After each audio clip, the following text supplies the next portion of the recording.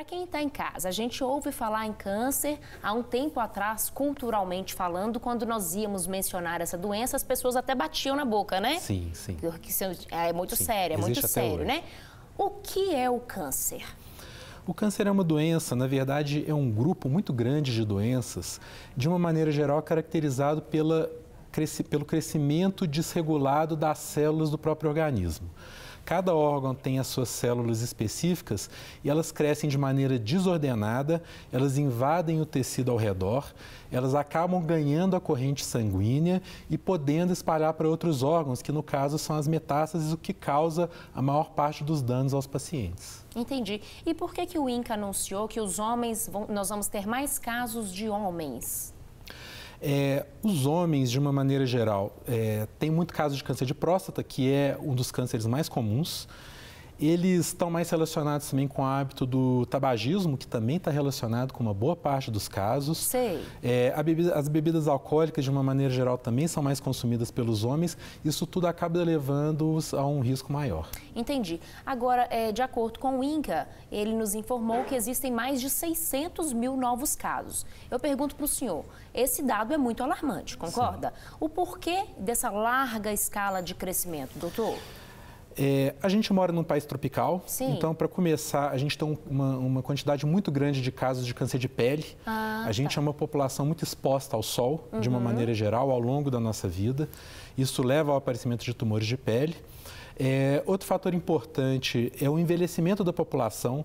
Um fator importante de risco para o câncer é o envelhecimento. Então, com uma idade maior, a probabilidade de ser diagnosticado com câncer também aumenta.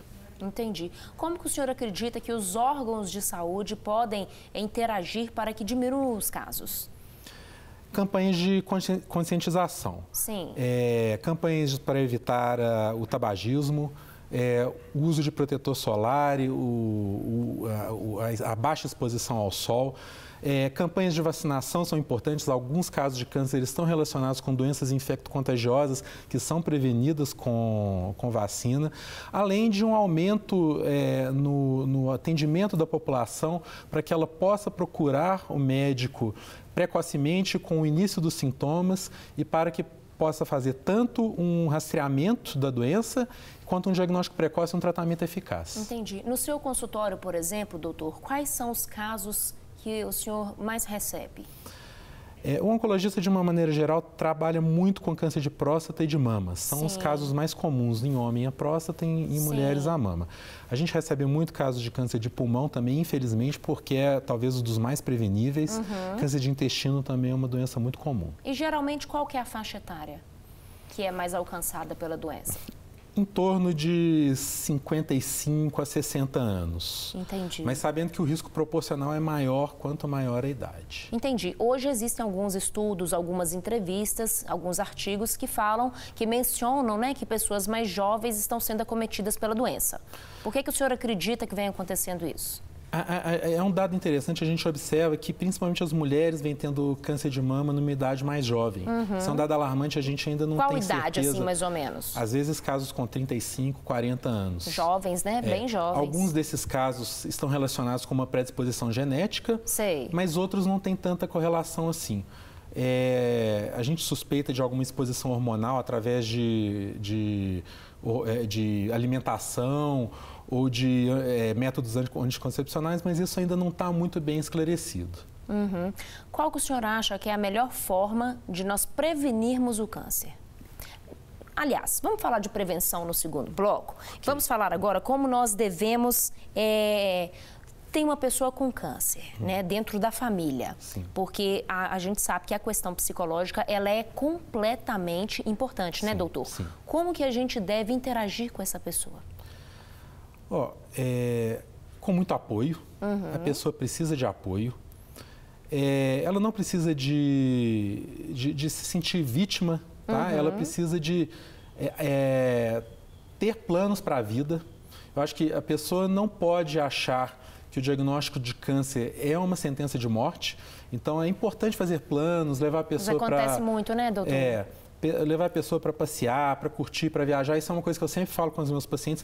Qualquer brecha no tratamento que a gente encontra para a pessoa poder viajar, poder curtir, eu estimulo. tentar, claro que sempre quando possível, manter o trabalho, manter a sua rotina, para que a doença não tome conta de toda a vida dela, mas que seja uma parte que ela consiga enfrentar de uma maneira melhor. Porque é um momento de muita aflição, né, doutor? Sim, de muita aflição, muita ansiedade. E a parte psicológica, ela tem um efeito sobre a doença? Tem um efeito sobre o tratamento, Sim. sobre os efeitos colaterais, em parte sobre a doença também. O estresse, a ansiedade pode talvez abaixar um pouco a imunidade, facilitar o aparecimento de infecções e que podem dificultar o tratamento. Isso leva em consideração. É claro também que aumenta a incidência de dor, de náuseas e vômitos, de diarreia. Isso tudo pode estar relacionado com a parte emocional. Entendi. A ansiedade é o mal que nos acomete. A gente precisa tomar muito cuidado, né? Independente da doença ou não, né, doutor Flávio? Com certeza. Agora, me diz uma coisa, existe alguma região do nosso país que tem mais casos de câncer? O senhor acredita? Os casos, eles são distribuídos de acordo com a característica de cada população. No nosso meio, por exemplo, diminuiu um pouco os casos de câncer de colo de útero, mas eles ainda são muito frequentes na região norte e nordeste. A gente ainda tem na parte sudeste, na parte sul, muito caso de câncer de cólon. Na parte sul tem uma incidência importante de câncer de esôfago. Acha-se que é por causa das bebidas quentes que eles costumam usar mais. Então, existe uma variação regional importante de acordo com a característica de cada população. Entendi. Doutor, explica um pouquinho para a gente sobre cada tipo de câncer, das doenças de câncer que são mais comuns hoje. Como, por exemplo, o de próstata, o câncer de mama, o de pele. O câncer de próstata, na grande maioria das vezes, ele é assintomático. Sim. O diagnóstico normalmente é feito através do PSA, às vezes também da consulta pelo toque retal. É importante o homem se conscientizar que ele tem que fazer um acompanhamento, de preferência com o urologista, para saber o momento exato de começar esse acompanhamento, de começar o procedimento. O diagnóstico inicial do câncer de próstata ele é muito importante porque é uma doença com uma chance de cura grande se diagnosticada no início. Olha, que interessante, né? Que bom, né, doutor? Que bom. O câncer de mama, o principal sintoma dele é um nódulo na mama, mas a gente deve evitar que ele chegue até se formar um nódulo. Isso a gente consegue fazer rastreando as mulheres com mamografia. Então, a importância fundamental da mamografia a partir dos 40, 45 anos. Se a mulher tiver uma história familiar muito importante, esse acompanhamento deve ser iniciado mais cedo. E é claro que elas têm que ficar atentas à própria mama, ao próprio corpo, conhecer. Se tiver qualquer alteração, algum nódulo, alguma alteração de cor da pele, procurar o ginecologista ou procurar o mastologista. O câncer de pele, a gente tem que ficar atento a manchas, a nódulos, lesões que aparecem recentemente, que começam a crescer, começam a incomodar. As pintas, elas têm que ter uma atenção especial. Sim. As pessoas que têm muitas pintas, elas têm que ser acompanhadas de perto por um dermatologista, porque elas às vezes podem indicar um câncer até mais grave, que é o melanoma, que é um câncer de pele que pode até matar, ao contrário dos outros que geralmente você cura com a cirurgia. Sim. Entendi. Agora, me diz uma coisa, doutor Flávio, sobre o fator genético. Isso influencia?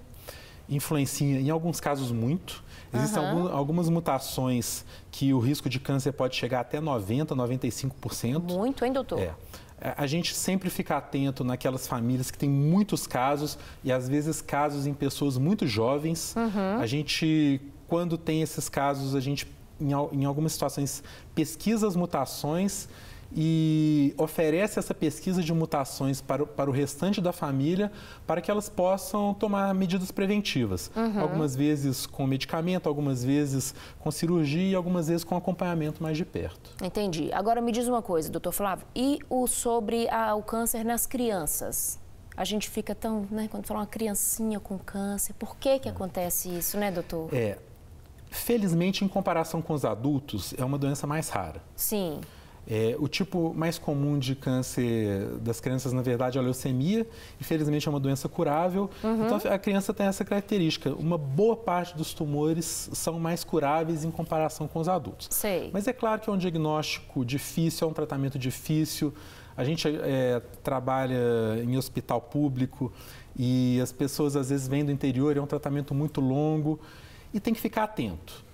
As crianças têm um tipo de câncer que é comum, que é o retinoblastoma, que às vezes ele pode ser detectado através de uma fotografia com flash. Entendi.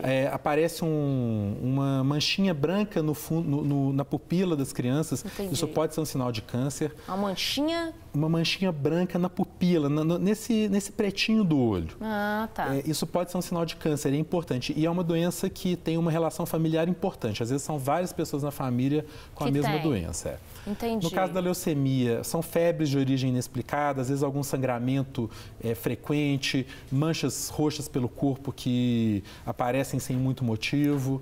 Então, nódulos abdominais, às vezes, ou nódulos em região cervical, região de virilha também são importantes. A gente tem que prestar atenção nisso. Entendi. Bem interessante. Para receber todas as novidades do canal, inscreva-se e, se curtir o vídeo, clique em gostei. Aproveite para acompanhar a Rede Super nas redes sociais.